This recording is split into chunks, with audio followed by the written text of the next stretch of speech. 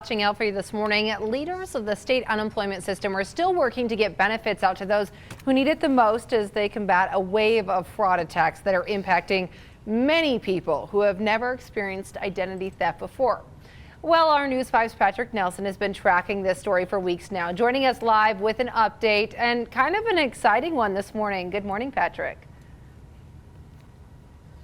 Good morning, Bree. It's exciting, but it's still been a frustrating process for our viewers. We're hearing from them on almost a daily basis that they're either A, having trouble securing unemployment benefits still, or B, they're realizing their name was used to file a fake unemployment claim. So I followed up with some of our state unemployment leaders to find out what they're doing to stop the fraud and to try to clear up the system. But right now, they're only responding to written questions. So take a look. In one of my written questions, I asked state labor officials how the state is going to recoup billions of dollars in unemployment losses. The Colorado Department of Labor and Employment replied in part, if prosecuted, fraudsters may face jail time, which can also include repayment of stolen benefits plus penalties and restitution. CDLE also works with financial institutions to recover stolen funds and return them to the state, end quote.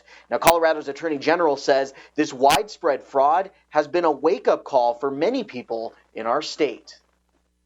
It is easy for scammers to get your personal information because there's so many of these data breaches where your social security number, your driver's license number, your address, your employer gets shared with these scam artists, and they then use that information against you.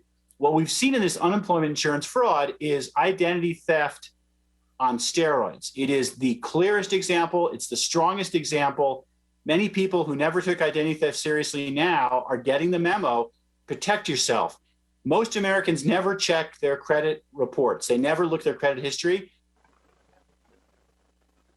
As people work to better protect themselves, I asked state labor leaders if they were hiring any additional investigators to track down fraudsters. The CDLE responded, quote, we have tripled the size of our criminal investigative team since the start of the pandemic, with another set of hiring happening now. We're also contracting with an external vendor for additional investigators, end quote. And so far, I'm told investigators have been able to recover about $24 million from these fraudulent claims at this point. But there's still a lot of work that needs to be done to track down bad actors, especially domestically.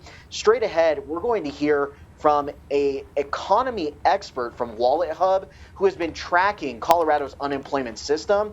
She says it's definitely been gummed up in a slow recovery, but there are some reasons to be hopeful as we track ahead. Also, if you head to our website, koaa.com, if you've been the target of unemployment fraud, there are some steps you should take right now that you can find on that website. Always watching out for you, Southern Colorado. Patrick Nelson, News 5.